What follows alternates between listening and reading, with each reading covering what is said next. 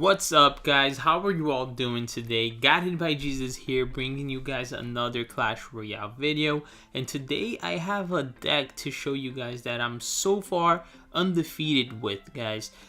This deck is winning it all. The meta is really changing after the Night Witch was introduced, and I was running this bowler graveyard deck. As you guys can see, I was doing pretty well with it, but out of nowhere I just went on a losing streak. I got 3 losses, one after the other, as you guys can see here, and I was just like, you know what, I'm done with this deck, let me try something else.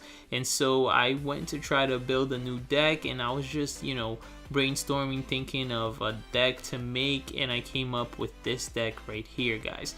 And as you guys are going to be able to see here, I've been winning against everything: the Hog Rider deck, Executioner, P.E.K.K.A, Spell Bait, Lavaloon, everything. So as you guys can see, we are 8-0 with this deck right now. So I really wanted to bring this deck out for you guys, and hopefully we're gonna be able to clutch the challenge that I was playing, which I was at 0 wins and 2 losses because I lost with the bowler graveyard deck, and we're now at 8 wins and 2 losses. So let's see if we're gonna be able to clutch this and get those 12 wins, and hopefully we'll go against some really meta decks, decks that have been doing pretty well in this meta, and hopefully I'll be able to show you guys that this deck can actually beat them, because that's what happened on the first 8 games that I played with this deck.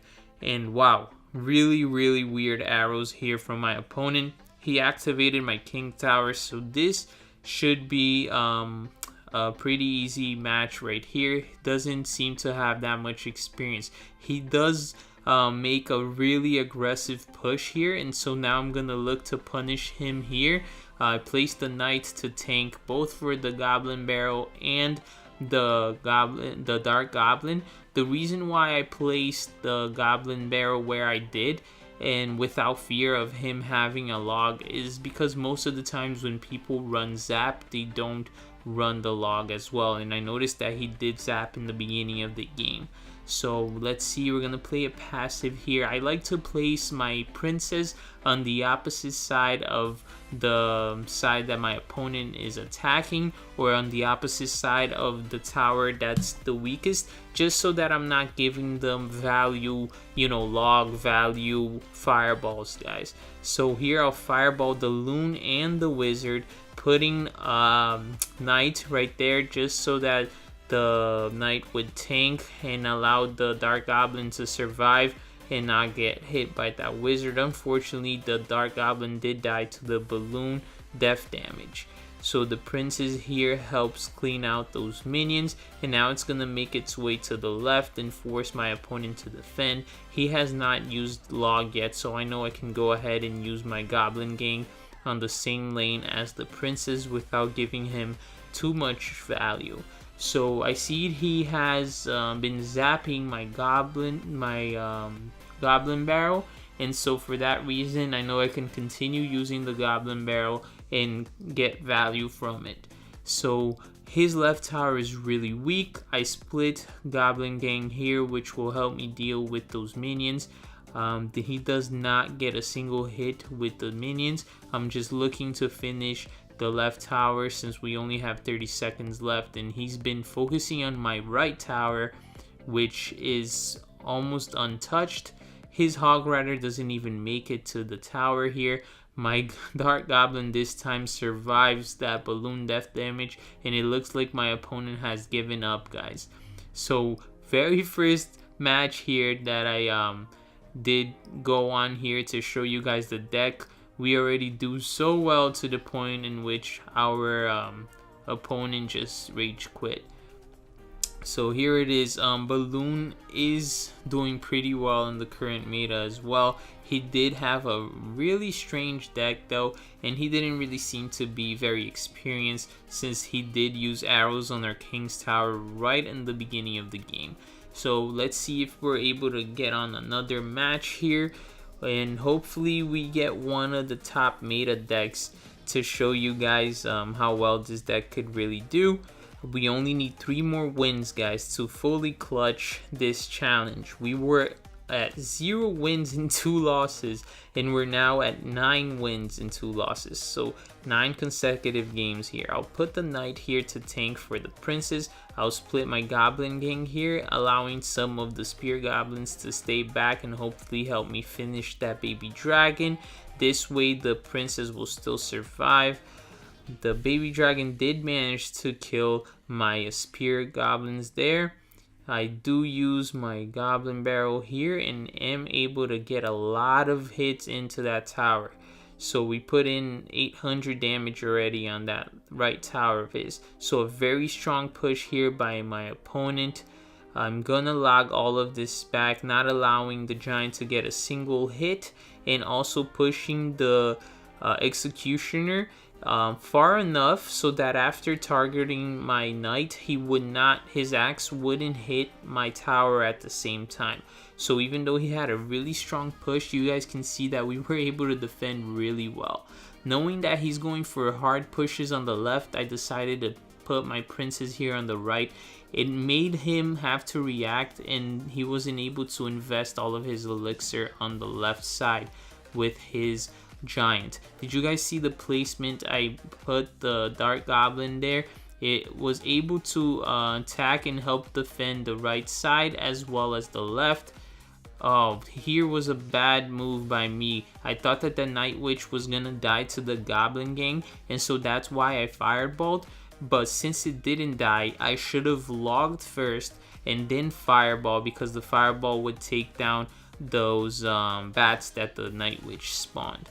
So I really hope that we can win this game, because if we do, oh, he's gonna try to activate the king tower. Yes, his bats actually didn't allow my goblins to activate the king's tower. That's really good for us. Hopefully this dark goblin stays out of range of this executioner. I'll use the fireball there to help. This is looking really bad for us, guys. He's doing a lot of damage.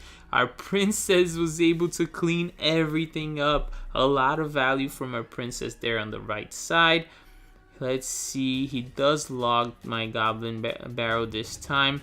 I will allow him to do some damage to the right, just because this will be a 1 tower game. Let's see.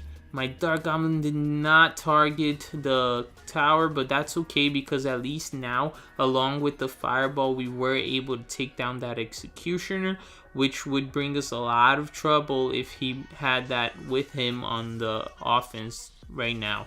So we are able to defend against pretty much everything. Princess, will you take down these bats? And yes, the princess takes down the bats. I'll force him to log here early, otherwise I'll do some damage with the goblin gang. And he decides to wait for my goblin barrel to hit the ground, which allowed me to do a lot of damage there, guys. Brought his giant down to half health, and now he's pretty much not gonna have anything to tank there for that executioner. I'll put down the knight. My princess continues to get a lot of value here. At this time, we'll just start goblin barrel and fireball cycle. I only had to do it once because he did not have any counters for it. He placed down his baby dragon, which is not a good counter for the goblin gang. And so we were able to take that game as well, guys. So we're at 10 wins already. Currently 10-0 with this deck. Can we clutch it? Can we go 12-0, guys? Keep in mind we cannot lose at all, because if we lose, this is over. Because when I was playing with the bowler graveyard deck, I lost twice right off the bat. So here he does not respond to my goblin barrel, which allows me to do about 800 damage to his tower right out the bat. I'd say that a 3 elixir push dealing 800 damage is really effective. So we're gonna try to make his mega minion here keep going back and forth amongst the skeletons and goblins. And that fireball was really high value right there, taking down the minion horde as well as the mega minion and damaging that lava hound. So we're looking pretty good here. Our towers are still untouched, and we have dealt 800 damage to his tower already. This is a lavaloon. Well, this is a lava hound deck. I'm not sure if he has the balloon yet. He hasn't shown that yet. And once again, he does not do anything to my goblin gang. Goblin barrel. I'll take that all day, because that's 800 damage for 3 elixir, guys. And look at where I place my princes. I know that he's trying to make those really big pushes. Right now, it's not double elixir, so I don't think it was very smart for him to do those just yet.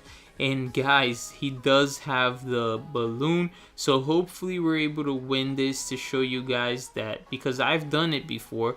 On those first 8 matches I had, I did win against the Laloon, so I know that this deck is good enough to do so. So we're taking a lot of damage here. My princess didn't do as much as a good job as I thought she would. I'll just attack the right side now, knowing that I could log that left tower for it to go down.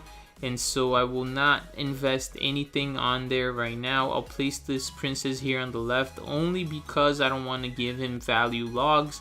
So let's put the tombstone in the middle to drag his lava hound as well as his mega minion, just distracting all of that. Let's go ahead and throw a goblin barrel here. Oh, his skeletons are gonna get a few hits, but that's all right. We are about 700 or so HP in the lead right here. Let's put this tombstone just to slow down his minion horde. Fireball took it out in time. Log to take down the left tower, guys. Alright, so let's see. I'm gonna go with an aggressive push here, just because he's been mounting those strong pushes with Lava Hound all the way in the back.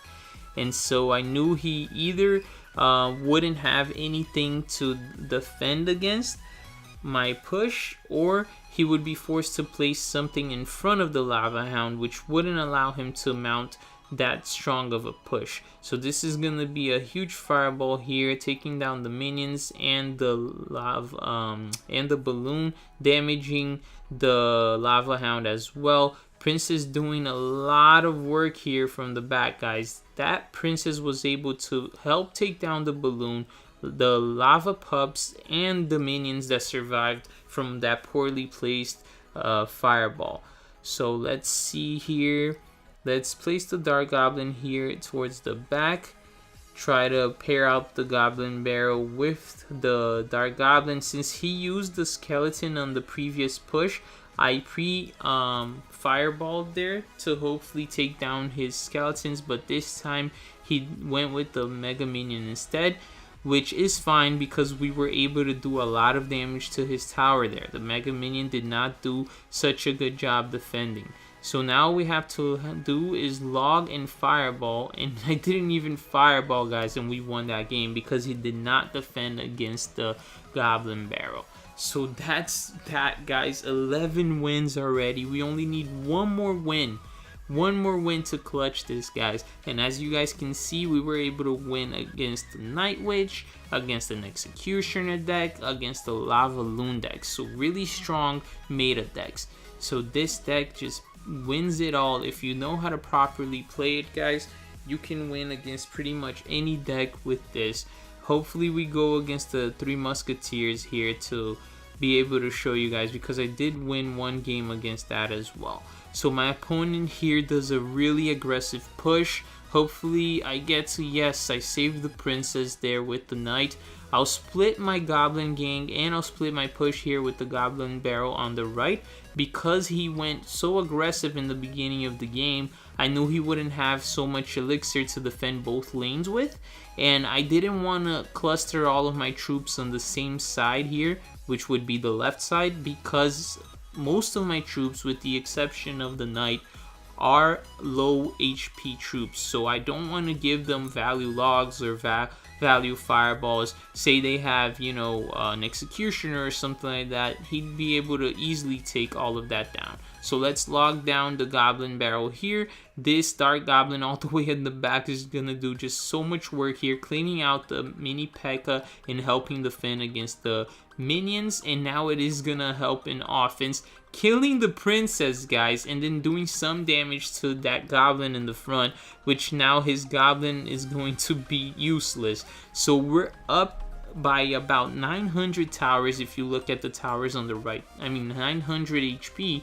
if you look at the towers on the right side. So a pretty good lead here. 1 minute and 20 seconds to go. We're gonna play a passive here. He does use the guards there to take down my princess, but my tower should be able to handle that. I fireball here, but unfortunately I missed the mini P.E.K.K.A, guys. I was hoping to get the mini P.E.K.K.A along with the minions. That would have been a value fireball. Since my Dark Goblin did not kill the princess, I will log here, which is good. I mean, that's every log I hit his princess.